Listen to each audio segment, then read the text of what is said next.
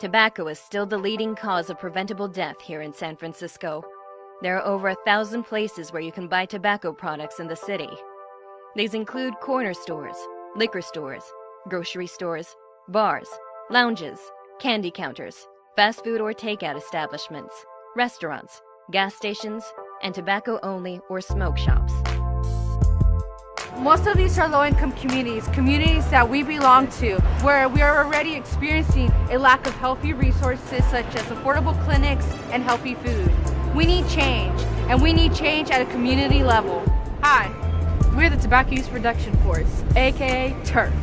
We're a diverse group of youth advocates from all over the city, looking to protect the health of all San Franciscans. We want to create equity among all 11 districts and reduce the harmful impact of having too many tobacco sellers in our neighborhoods. Our family history and personal behavior aren't the only things that determine our health. Where we live matters. Lung, bronchus, and trachea cancers are more likely to cause your early death if you live in the 94108 zip code than in the 94132 zip code.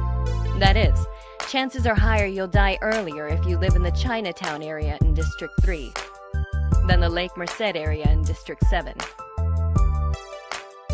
That's because our environment affects our health and our ideas about health. The more stores that are selling tobacco, the more normal smoking becomes for a community. It becomes an acceptable part of the neighborhood. With more tobacco retailers, people are more likely to smoke or experience secondhand smoke. That makes us sick.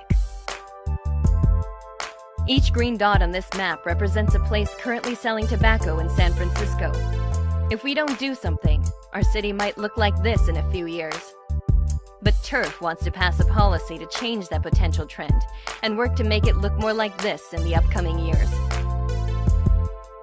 So what is TURF's proposed policy? We want to amend the health code to ensure a gradual decrease in the number of folks selling tobacco and to more evenly distribute them throughout the city. We propose a cap on how many tobacco permits are allowed in each supervisorial district.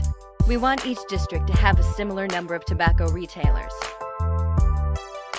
Since District 7 has the lowest density, that's 5 permits for every 10,000 residents, we propose something similar for every district.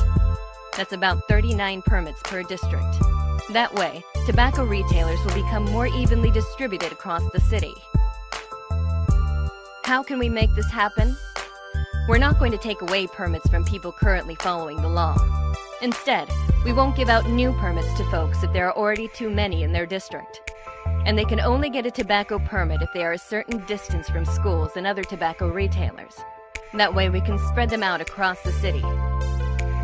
The proposed policy will reduce the number of people selling tobacco through attrition.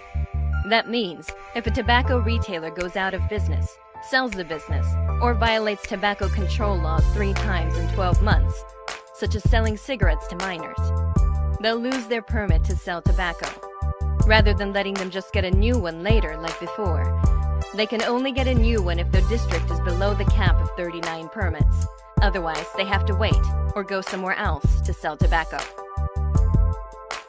TURF has been fighting hard to establish this policy in our city, and they're not the only ones in favor of this.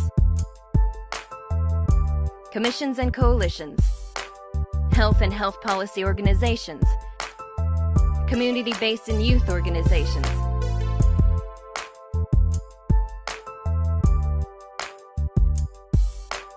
community and economic development organizations, and individuals have all endorsed the campaign and say they agree with gradually reducing tobacco permits in our city.